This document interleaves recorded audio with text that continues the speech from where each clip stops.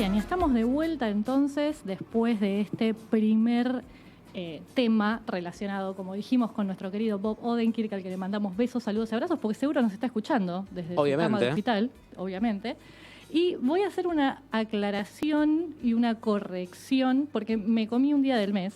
Mañana, todavía estamos en julio, mañana es 31 de julio, y el Día de la Pacha es el 1 de agosto. Yo ya me estaba adelantando, yo ya quería que fuera mañana mismo. No. Nos queda un día más, el domingo, 1 de agosto, ¿sí? Es el Día de la Pacha, como decíamos, el Día de la Madre Tierra. Gracias a mi madre que me ha corregido y le mandamos un besito que nos está escuchando, mamá. Siempre ahí atenta. Bueno, así que en este caso vamos a empezar a charlar un poquito de qué se trata esta película, que se va a poder ver online y gratis, ¿sí? Desde el 1 de agosto justamente hasta el 9, o sea que van a tener igual unos cuantos días para verla.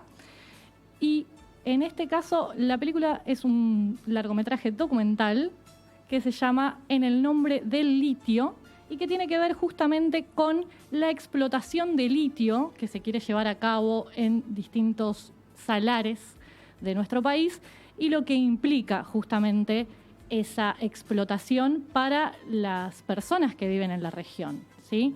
Así que en este caso vamos a estar charlando de esto con uno de los codirectores de la película, Tian Cartier, que creo que ya está conectado con nosotros. Buenísimo. Tian, buenas tardes, desde acá Nancy te saluda. Hola, ¿cómo andas? ¿Todo bien? Muchas bien. Gracias por recibirnos y darle el espacio para poder visibilizar este documental y esta problemática. No, por favor, gracias a ustedes también por sumarse acá al programa. Bueno, como decíamos, el documental va a estar disponible desde el 1 al 9 de agosto para ver online. Ahora después pasamos el sitio completo y todo. Y yo estaba introduciendo nada más un poquito el tema de la temática, ¿no? De la explotación del litio en ciertas regiones de nuestro país. Y lo primero que te quería preguntar, como para arrancar, es cómo surgió el interés por este tema y el contacto con las comunidades de la zona que se ve tan presente en el documental.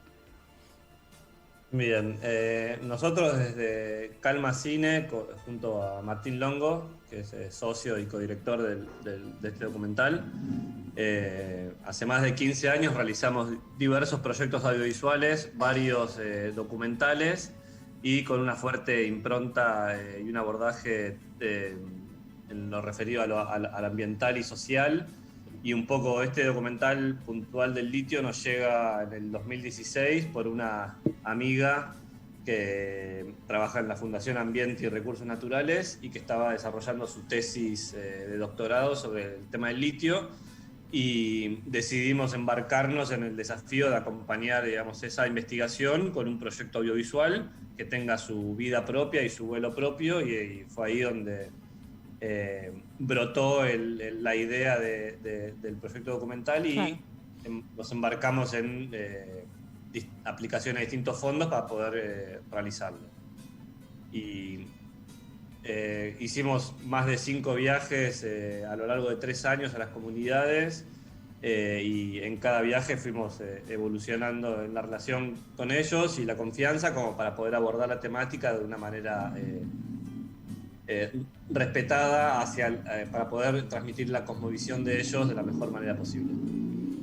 Claro, justamente una de las cosas que me parece muy interesante es que ustedes están dentro de ciertas reuniones que hacen estas comunidades, ¿no? Estas asambleas, por ejemplo, en donde están tratando estos temas y lo que implica para ellos, pero también en otras cuestiones más incluso cotidianas, ¿no? De su vida diaria, de su quehacer, y también cuestiones que tienen que ver específicamente con su cosmovisión, como los cantos, como los bailes y demás. Y me imaginaba justamente que eso les tiene que haber llevado a ustedes un tiempo de adentrarse, ¿no? en la zona y de adentrarse en las comunidades para poder llegar a ese registro y para poder llegar a que ellos compartan con ustedes todo esto.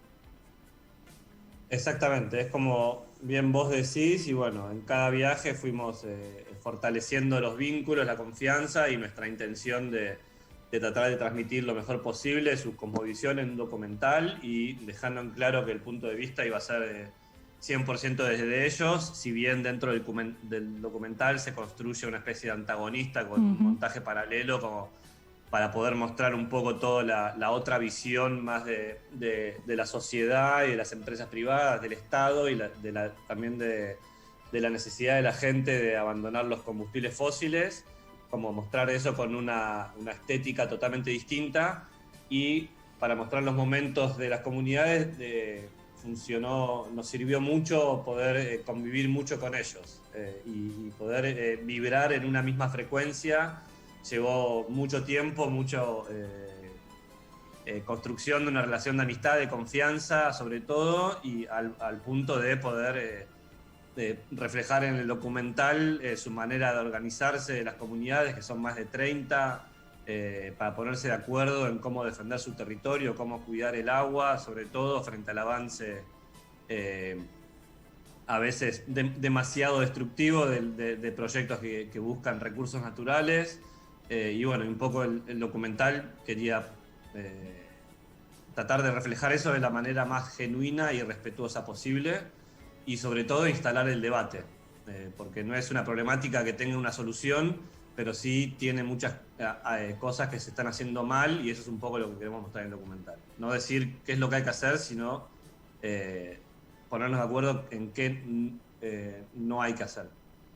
Sí, justamente retomando acá lo que decías sobre los recursos narrativos que ustedes deciden utilizar para marcar como esta contraposición, ¿no?, entre lo que es la vida de ellos dentro de las comunidades, en la explotación que ellos hacen de los recursos y su relación con la tierra, justamente desde su cosmovisión, todo esto que ustedes pudieron justamente captar a partir de esta relación que establecieron. Deciden de una manera muy particular trabajar esto de esos otros discursos, ¿no?, que tienen como este punto de partida válido e interesante, que tiene que ver con el dejar de depender de los combustibles fósiles, que es algo importantísimo también, pero que hay muchas cosas que se están haciendo mal o que podrían hacerse justamente de otra manera más consciente. Y ustedes decidieron tratarlo a través de la manipulación de las imágenes y la relación, ¿no?, de los discursos con los espacios. ¿Cómo fue que llegaron a esta decisión y que decidieron abordarlo de esta manera? Bien, lo que teníamos claro desde un principio era cómo abordar la parte del punto de vista de las comunidades, que fue a través de un protagonista que, si bien funcionan ellos como una organización horizontal sin líderes, por una cuestión de narrativa audiovisual cinematográfica, necesitábamos anclar la historia en un personaje para generar una empatía con la persona que está viendo el documental y que se interese.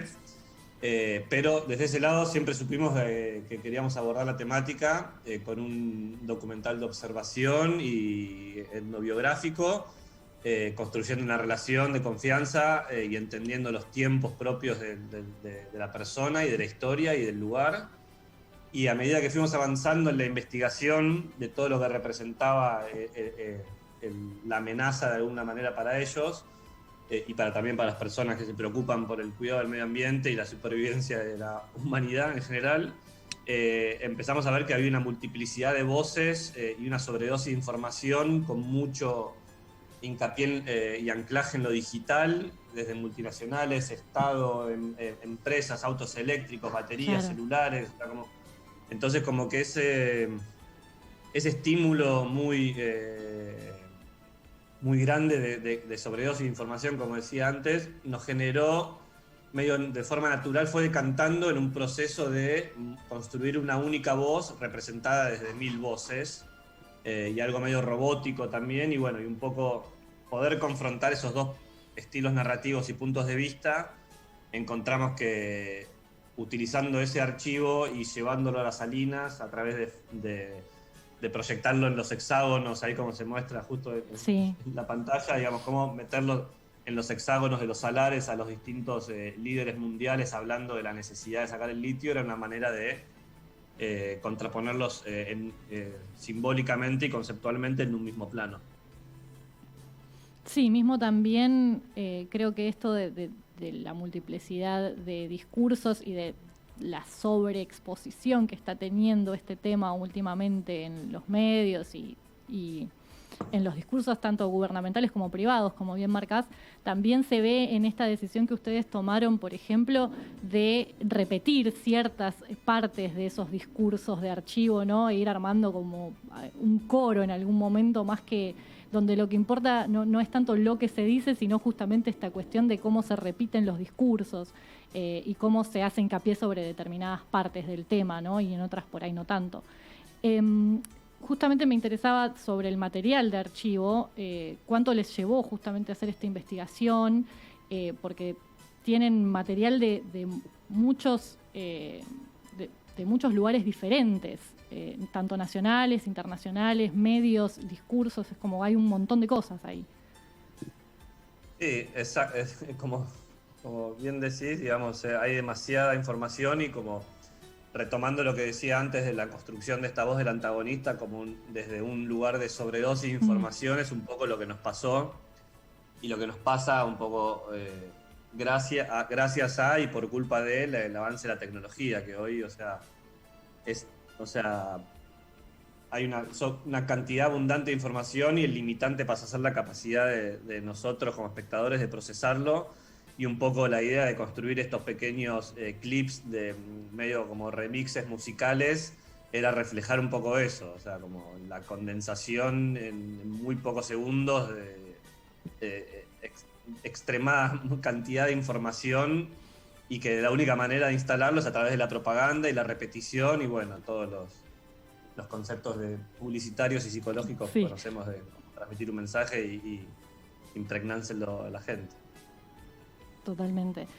Y volviendo al protagonista que ustedes generan en el personaje, digamos, que pasa a representar Clemente Flores, si bien vos me comentás esto de que buscaron como algún protagonista para que haya, ¿no?, esta identificación, esta empatía, una persona con la cual el espectador se pueda relacionar, yo creo que igual se nota mucho esto de la horizontalidad de las comunidades a la hora de organizarse y se nota también en la participación que les otros miembros tienen en los distintos momentos, porque no es solamente en los momentos de asamblea, sino también en los momentos en los que deciden las medidas de fuerza y demás, es como que hay una horizontalidad que se nota, pero te quería preguntar específicamente en el caso de Clemente Flores, el tema del viaje que él realiza, esta búsqueda de venir a la capital y todo eso, ¿cómo fue? Si fue armado para el documental, si ustedes aprovecharon algo que iba a suceder, si lo plantearon juntos, ¿cómo sucedió, digamos?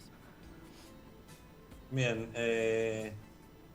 nosotros siempre desde un inicio la propuesta con Clemente y la generación del vínculo nació desde el compromiso mutuo de querer abordar la película donde él entendía que tenía que ser un protagonista, pero simplemente para transmitir una voz colectiva, que eso a nivel narrativo en el documental se muestra hacia el final cómo su voz única de protagonista se va diluyendo entre la asamblea y de alguna manera más poética se muestra cómo la decisión es muy horizontal y entre todos los miembros mismos.